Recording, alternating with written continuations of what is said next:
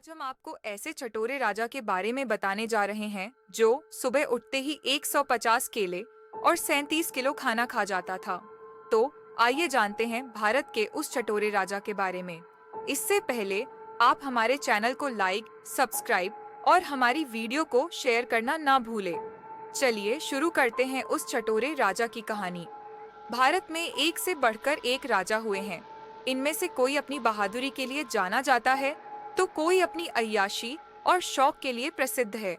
इससे अलग भारत में एक राजा ऐसा भी था जो खाने के लिए विख्यात और पूरी दुनिया में प्रसिद्ध भी। इस राजा को भारत के इतिहास का सबसे चटोरा राजा भी कह सकते हैं। हम जिस राजा की बात कर रहे हैं उसका नाम था सुल्तान महमूद बेगड़ा। वह गुजरात सल्तनत का सुल्तान था। बताने वाले बताते हैं कि सुल्तान काफी ताकतवर था और ताकत बढ़ाने के लिए वह प्रतिदिन 37 किलो खाना खा जाता था। सुल्तान की सुबह 1 कप शहद, 1 कटोरी मक्खन और 150 केलों के साथ होती थी। यह सब सुल्तान का नाश्ता था।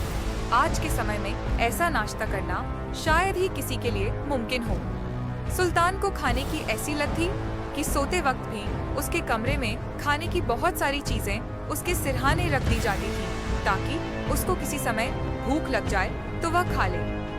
खाने के अलावा सुल्तान कई और तरह के शौक भी रखता था जो दूर दूर तक मशहूर थे।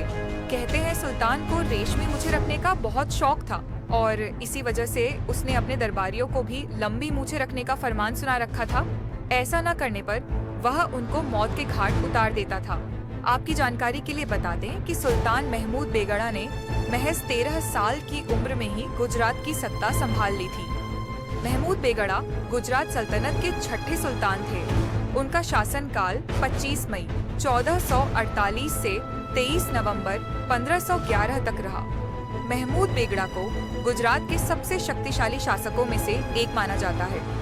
इतिहास में ऐसे कई राजा हुए हैं जिनकी कहानियां बेहद डरावनी और खतरनाक हैं। इसी तरह का राजा था महमूद बेगड़ा, जिसके बारे में कहा जाता है कि वह इतिहास का सबसे विषैला यानी जहरीला राजा था। वह इतना जहरीला था कि अगर उसे कोई मच्छर काट ले तो खुद ही मर जाता था। यहाँ तक कि उसके शरीर पर बैठने वाली मक्खी भी मर जाती थी।